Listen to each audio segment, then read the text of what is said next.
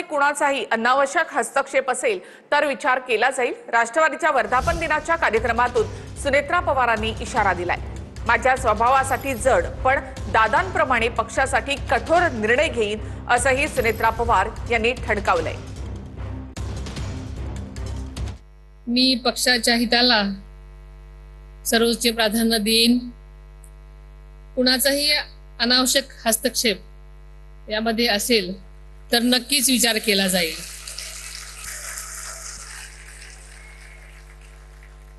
दादा ज्याप्रमाणे पक्षहितासाठी कठोर निर्णय घेत होते त्याचप्रमाणे यापुढे असे निर्णय घेण्यास खरं तर माझ्या स्वभावाप्रमाणे जड जाईल, पण नक्कीच न्याय देण्यासाठी दादांच्या पावलावर पुढे जाण्याचा प्रयत्न मी सतत करत राहीन। राष्ट्रवादीच्या वर्धापन दिन कार्यक्रमामध्ये सुनील तटकरे यांनी कबड्डीचा उत्तम खेळ करणारे अशी भुजबळांची ओळख करून दिली। शिवसेनेमध्ये असताना भुजबळांनी कुणाला चेकमेट केलं हे त्यांनाच माहिती असंही तटकरे म्हणाले। सिने निर्माती आहे, सिने कलाकार पण आहे, कबड्डीचे खेळाडू आहेत। आता इथे बसलेल्या अनेकांना जर काही कबड्डी कळत असेल तर ते उत्तम चढाई करणारे खेळाडू आहेत, उत्तम कोपरा रक्षक आहेत, उत्तम मध्यरक्षक आहेत। चवड्यावरती पकड कशी करायची ती भुजबळ निवडी कोणाला कळत नाही। आता मगापासून चाललंय ते बुद्धिबळ खेळतो, हा तो कबड्डी खेळतो, हा कोण आणखी खो खो खेळतो, हा कोण। अरे बाबा, खेळात राजकारण आणू नका आणि राजकारणाचा खेळ। टीम मध्ये कार्यकर्ते हे 12वा खेळाडू असतात। आपला नंबर कधी लागेल याची कार्यकर्ते वाट बघतायत असं धनंजय मुंडेंनी म्हटलं। मी कायम 12वा खेळाडू राहणार याची जाणीव आहे असं देखील मुंडेंनी म्हटलेलं आहे।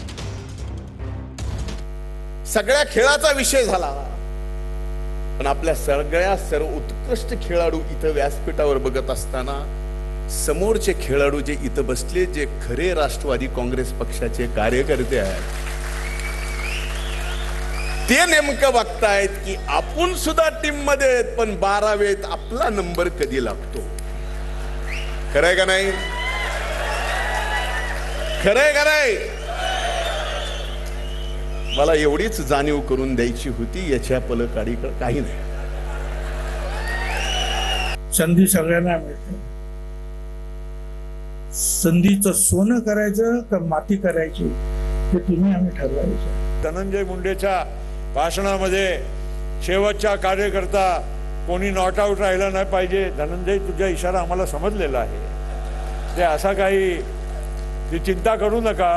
रिटायर्ड हर्ट जे होतो ना, रिटायर्ड हर्ट क्रिकेटच्या परिभाषामध्ये, त्यांना परत बॅटिंग करून म्हणजे करायची परवानगी मिळत असते। बाद झालेला मध्ये रिटायर्ड हर्टची गिनती होत नाही, त्यामुळं तुम्ही त्याची काळजी करू नका। प्रत्येक पदाधिकारी कार्यकर्त्याची निष्ठा, परिश्रम आणि समर्पण माझ्या लक्षात आहे। योग्य वेळी प्रत्येकाला न्याय आणि संधी मिळेल याची खात्री मी आपल्या सर्वांना देते। सोलापूर विधान परिषद निवडणुकीच्या पार्श्वभूमीवर खरं तर घडामोडींना आता वेग आलाय। पवारांच्या राष्ट्रवादीच्या 3 आमदारांनी भाजपा प्रदेशाध्यक्ष रवींद्र चव्हाणांची भेट घेतली। उत्तम जानकर, अभिजित पाटील यांच्यासह नारायण पाटील रवींद्र चव्हाणांच्या भेटीला गेले होते। सोलापुरातील पवारांच्या राष्ट्रवादीच्या 3 आमदारांनी भाजप प्रदेशाध्यक्ष रवींद्र चव्हाणांची भेट घेतली। माळशिरसचे उत्तम जानकर, माढ्याचे अभिजित पाटील, करमाळ्याच्या नारायण पाटलांनी भेट घेतली। सोलापूर विधान परिषदेत पवारांच्या राष्ट्रवादीनं वसंतराव देशमुखांना उमेदवारी दिल्यानं जानकर नाराज होते। मतदानावर बहिष्कार टाकणार असल्याचंही जानकरांनी जाहीर केलं होतं। भाजपा उमेदवार राजेंद्र राऊत विरुद्ध पवारांचे उमेदवार वसंतराव देशमुख यांच्यात सामना आहे।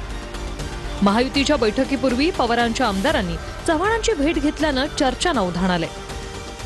विधान परिषदेच्या पार्श्वभूमीवरच महायुतीकडून बैठकीचं आयोजन करण्यात आलं। सर्वांचं सहकार्य असणाऱ्या अशा उमेदवाराच्या राजाभाऊंना या ठिकाणी उमेदवारी मिळालेली आहे। पाठीमागच्या घडामोडी मी तुम्हा सगळ्यांना सांगितलेल्याच आहेत आणि या ठिकाणी मी पाठीमागे सांगितलेलं होतं माझी भूमिका की मी वसंतनाना यांना मतदान करणार नाही आणि त्या निवडणुकीमध्ये जी वसंतनानांना उमेदवारी दिलेली आहे ही माझा विश्वासघात करून दिलेली आहे.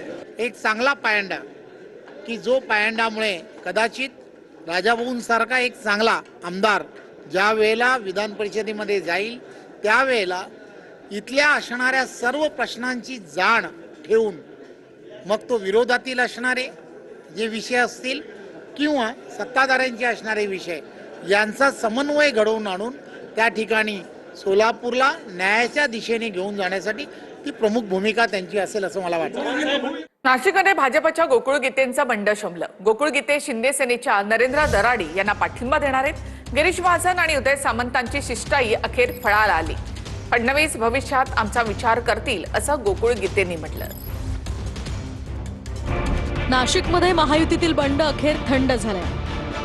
भाजप बंडखोर गोकुळ गीतेंनी विधान परिषद निवडणुकीतनं माघार घेतली आहे. नाशिकमध्ये मतांचं विभाजन होणार नसल्याचं गिरीश महाजन म्हणाले. मंत्री उदय सामंत आणि गिरीश महाजनांनी गोकुळ गीतेंच्या निवासस्थानी जाऊन त्यांची भेट घेतली. मंत्री उदय सामंत गीतेंच्या घरी दाखल झाले. गोकुळ गीते मात्र घरी नव्हते. उदय सामंतांनंतर मंत्री गिरीश महाजन हे सुद्धा गीतेंच्या घरी दाखल झाले. महाजन गीतेंच्या घरी दाखल होताच कार्यकर्त्यांनी घेराव घालत घोषणाबाजी केली.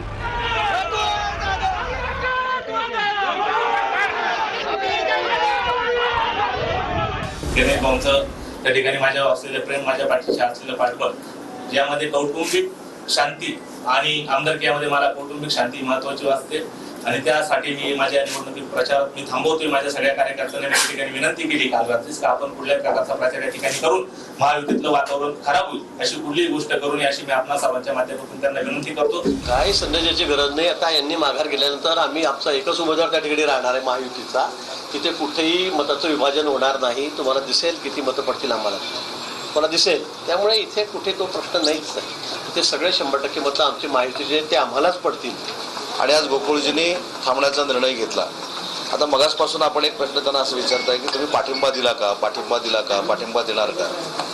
ज्या अर्थी एकच उमेदवार हा महायुतीचा शिल्लक राहिला याचा अर्थ गोकुळजींचा 100% पाठिंबा, गणेशजींचा 100% पाठिंबा आणि वहिनींचा 100% पाठिंबा हा महायुतीचे उमेदवार नरेंद्र दराडे यांना आहे. नाशिकचा तिढा सुटला, आता जळगाव विधान परिषदेचा देखील तिढा सुटणार का? वरिष्ठ नेत्यांशी चर्चा करून आपण भूमिका स्पष्ट करू असं रेश्मा काळेंनी म्हटलंय. लढाई शेवटपर्यंत लढली पाहिजे अशी कार्यकर्त्यांची इच्छा आहे असंही त्यांनी म्हटलं. रेश्मा काळेंकडनं नगरसेवकांच्या प्रत्यक्ष भेटी घेऊन प्रचारही सुरू झालाय. जे मी बघितलंय तर माझ्या कार्यकर्त्यांची सुद्धा इच्छा आहे की मी हे लढाई लढवावं आणि जर गीतेदादांनी पाठिंबा दिला आहे तर मी नक्कीच ज्येष्ठांचं बोलून त्याच्यावर माझा निर्णय विचार करेन. अमरावती विधान परिषद निवडणुकीमध्ये यशोमती ठाकूर आणि उमेदवारांमध्येच आरोप प्रत्यारोप सुरू आहेत. हर्षजित देशमुख 10 ते 15 कोटीमध्ये मॅनेज झाले असा आरोप यशोमती ठाकूरांनी केलाय. यानंतर दोघांमध्ये आरोप प्रत्यारोप सुरू झाले. तर पैसे खाल्ले म्हणता मग ईडी सीबीआयला बोलवा असं अनिल बोंडेंनी म्हटलंय. अमरावती विधान परिषदेच्या जागेवरून राजकीय घडामोडींना नाट्यमय वळण मिळालंय. काँग्रेस उमेदवार हर्षजित देशमुखांच्या अचानक रुग्णालयामध्ये दाखल होण्यावरून यशोमती ठाकूर यांनी आक्रमक पवित्रा घेतलाय. हर्षजित देशमुख 15 ते 20 कोटींमध्ये मॅनेज झाल्याचा आरोप यशोमती ठाकूर यांनी केलाय. तो मॅनेज झाल्यासारखाच आहे ना. 15-20 कोटी रुपये त्यांना घेतले म्हणतात. मी तेच बोलले की 15-20 कोटी रुपये त्यांनी घेतले. एवढी कॅश आणि एवढा व्यवहार जर हवा होतोय तर मग होम मिनिस्ट्री करते तरी काय आहे. पैसे खाल्ले तर चौकशी तरी करायला पाहिजे. त्यांच्या पक्षांतर्गत चौकशी करावी. नाही होत असली तर ईडीला बोलवावं, सीबीआयला बोलवावं. काँग्रेस उमेदवार हर्षजित देशमुखांवर रुग्णालयामध्ये उपचार सुरू असल्यानं काय भूमिका घ्यायची या संदर्भात यशोमती ठाकूर, जिल्हाध्यक्ष बबलू देशमुख, खासदार बळवंत वानखेडे यांच्यासह काँग्रेसच्या प्रमुख नेत्यांची अमरावतीमध्ये बैठक होणार आहे. तर उमेदवारांची माघारी आणि रुग्णालय भरतीवरून महाराष्ट्र काँग्रेसची नामुष्की पाहायला मिळतेय. त्यांनी माझ्यावर जे आरोप केले, पळून गेलाय, हे गेलाय. हालाकी मी पळून नाही गेलोय, मी माघार नाही घेतली आहे. मी माझं डिजिटल माध्यमातून माझं कार्य चालू आहे, सगळ्या गोष्टी चालू आहे. असं आहे, उलटा चोर कोतवाल को डाटे. निघा बाहेर, हॉस्पिटलमधनं बाहेर निघा आणि या चला. डिजिटलच्या मार्फत प्रचार असतो का? प्रचार असतो का? इथं बालिशपणा आहे ना. उमेदवारी देण्याच्या सपकाळांच्या भूमिकेवर हायकमांड नाराज. संबंधित जिल्ह्यातील नेत्यांना हायकमांडकडून विचारणा केली जाणार. उमेदवारांवर सर्व उमेदवारांवर मोठा दबाव आणला जातोय. घोडा बाजार मोठ्या प्रमाणावर सुरू झालेला आहे. ही वस्तुस्थिती आहे. रुपाली चाकणकर यांच्या नोटीशीवरून रुपाली ठोंबरेंनी पोस्ट करत खिल्ली उडवली आहे. ट्रम्प यांच्या अमेरिकेमधूनच नोटीस धाडाल की काय अशी पोस्ट करत रुपाली ठोंबरेंनी चाकणकरांना डिवचले. दरम्यान नाशिकमधील भोंदूबाबा खरात प्रकरणात गंभीर आरोप करणाऱ्या आशा मिरगेंना रुपाली चाकणकरांनी नोटीस पाठवली आहे. नाशिकमधल्या भोंदूबाबा खरात प्रकरणानंतर रुपाली चाकणकरांच्या नोटीसवरून रुपाली पाटील ठोंबरेंनी पोस्ट करत खिल्ली उडवली. ट्रम्प यांच्या अमेरिकेतूनच नोटीस धाडाल की काय अशी पोस्ट करत रुपाली ठोंबरेंनी चाकणकरांना डिवचले. आम्ही तर अजूनही दिल्ली हायकोर्टातून नोटीस येण्याची वाटच पाहतो, नाहीतर चुकून डोनाल्ड ट्रम्प यांच्या अमेरिकेतूनच नोटीस धाडली की काय अशी शंका यायला लागली. संवैधानिक पदावर बसून कायद्याचं आणि न्यायव्यवस्थे इतकं अज्ञान दाखवणं हे त्या पदाचं दुर्दैव म्हणावं लागेल. महाराष्ट्राच्या जनतेनं सर्व काही पाहिले. पदाची उंची मोठी असली तरी विचाराची उंची त्याला साजेशी असावी लागते. चाकणकरबाई #संवैधानिक पदावर बुद्धीची मांदी आहे. #कीव #महाराष्ट्र राज्य महिला आयोगाचं दुर्दैव #जनता सगळं पाहते. नाशिकमधील भोंदूबाबा खरात प्रकरणात गंभीर आरोप करणाऱ्या आशा मिरगेंना रुपाली चाकणकरांनी नोटीस पाठवली. याबाबतची माहिती स्वतः रुपाली चाकणकरांनी सोशल मीडियावर व्हिडिओ प्रसिद्ध करून दिली. आशा मिरगेंना 2 जुलैला कोर्टात हजर राहण्याचा उल्लेख चाकणकरांनी पाठवलेल्या नोटीसमध्ये. 20 तारखेपर्यंत राजीनामा द्या, नाहीतर दिल्लीमध्ये धडक देणार असं अभिजित दिपकेंनी म्हटले. अभिजित दिपकेंकडनं धर्मेंद्र प्रधानांच्या राजीनाम्याची मागणी करण्यात आली आहे. चलो दिल्ली असे कॉक्रोच जनता पार्टीकडनं घोषणाबाजी सुद्धा करण्यात आली आहे.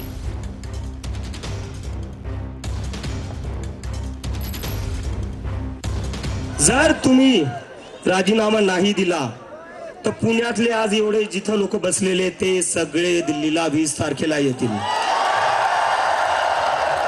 कोण कोण दिल्लीला 20 तारखेला येईल हात वरती करा.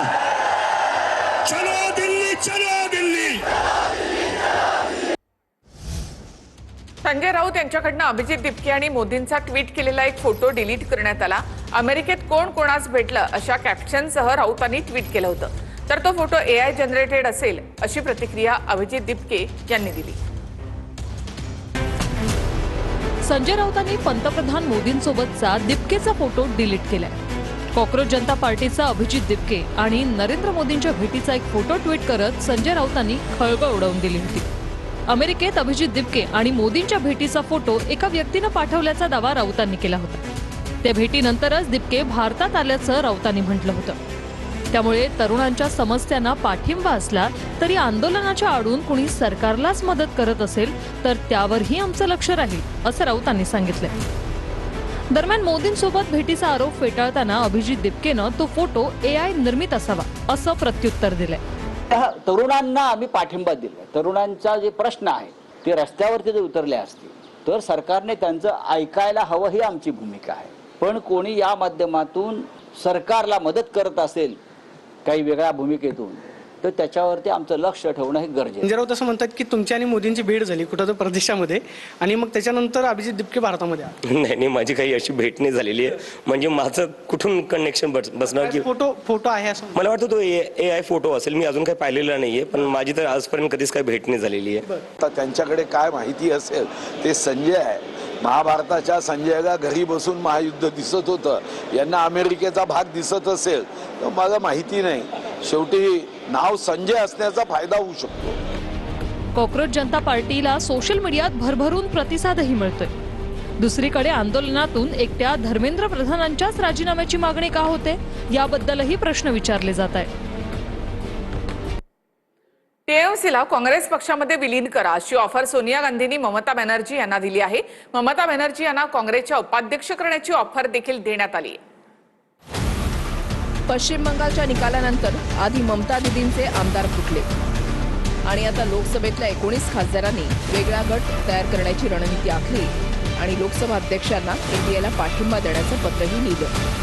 म्हणजेच ममता दिदींच्या तृणमूल काँग्रेसमध्ये उभी फूट पडली आहे आणि दिदींचा विरोधी कॅम्प भाजपशी हातमिळवणी करतोय. त्याच वेळेला ममता दिदींसोबत आता 2 पर्याय आहेत. सोनिया गांधींनी त्यांना काँग्रेसमध्ये विलीन होण्याची ऑफर दिली. त्यानुसार काँग्रेसच्या राष्ट्रीय उपाध्यक्षपदी ममता बॅनर्जींना बसवलं जाईल. पण त्यासाठी तृणमूलचं काँग्रेसमध्ये विलिनीकरण करावं लागेल। दुसरा पर्याय आहे स्वतःच्या नेत्यांच्या बंडखोरीला सामोरं जाऊन ठाकरे पवारांप्रमाणे लढत राहणं।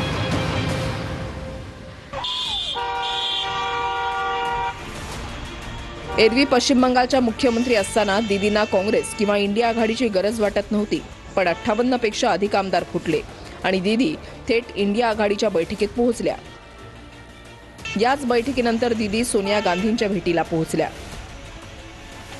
लोकसभेत तृणमूलचे 28 खासदार आहेत आणि त्यापैकी 19 खासदारांनी बंड पुकारून वेगळा गट स्थापन करण्याच्या हालचाली सुरू केल्यात, ज्यात युसुफ पठाण, दीदींच्या निकटवर्तीय समजल्या जाणाऱ्या आणि मोदी सरकारवर तुटून पडणाऱ्या सयानी घोष, काकोली घोष, रचना बॅनर्जी, दीपक अधिकारी, माला रॉय, मिताली बाग अशा दिग्गज खासदारांचा समावेश आहे।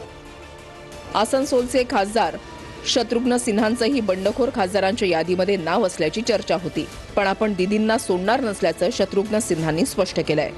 आता आमदार आणि खासदारांच्या बंडाचं कारण ममता दीदींचा भाचा आणि पक्षाचे राष्ट्रीय सरचिटणीस अभिषेक बॅनर्जी असल्याचं सांगितलं जात आहे। ममता दीदींचे खास असलेल्या कल्याण बॅनर्जींनीही भाचा निवडावा किंवा एकनिष्ठ राहिलेले नेते असा थेट इशाराच दिलाय। इथेनॉल मिश्रित इंधनावरील उत्पादन शुल्क म्हणजे एक्साईज ड्युटी पूर्णपणे रद्द केल्याचा निर्णय घेण्यात आलेला आहे। सरकारच्या अधिसूचनेनुसार 22 ते 30% इथेनॉल मिश्रित पेट्रोलला उत्पादन शुल्कामधून सूट देण्यात आली आहे। इथेनॉल मिश्रित इंधनावरील उत्पादन शुल्क म्हणजेच एक्साईज ड्युटी पूर्णपणे रद्द करण्याचा निर्णय घेण्यात आलाय। पश्चिम आशियामध्ये इराण आणि अमेरिका यांच्यातील युद्धामुळे होर्मुझमधून होणारा गॅस, पेट्रोल आणि डिझेलचा पुरवठा विस्कळीत झालाय। परिणामी पेट्रोल आणि डिझेलच्या पुरवठ्यातील या व्यत्ययाचा परिणाम किमतींवर जाणवू लागलाय। या संकट काळामध्ये भारताची ऊर्जा सुरक्षा सुनिश्चित करण्यासाठी सरकारनं हे मोठं पाऊल उचललं आहे। सरकारच्या अधिसूचनेनुसार 22 ते 30% इथेनॉल मिश्रित पेट्रोलला उत्पादन शुल्कातून सूट देण्यात आली आहे। म्हणजे E22, E25, E27 आणि E30 ग्रेडच्या पेट्रोलवर 1 रुपयाही उत्पादन शुल्क आकारलं जाणार नाहीये। या निर्णयामुळे तेल कंपन्यांपासून ते सामान्य शेतकरी आणि ग्राहकांपर्यंत सर्वांनाच फायदा होईल असा सरकारकडून दावा केला जातोय। कच्च्या तेलावर अवलंबून राहण्याचं प्रमाण कमी करण्यासाठी हा निर्णय सरकारनं घेतलाय। बैठकीमध्ये महाराष्ट्राच्या प्रगतीचा रोडमॅप मुख्यमंत्री फडणवीसांकडून सादर करण्यात आलेला आहे। $5 ट्रिलियन अर्थव्यवस्था उभारण्याचं राज्याचं उद्दिष्ट आहे। आकांक्षित जिल्हे तालुक्यांच्या शाश्वत विकासावर विशेष भर दिला जाणार आहे। युवकांना आंतरराष्ट्रीय स्तरावर रोजगार संधी देण्याचं नियोजन आहे।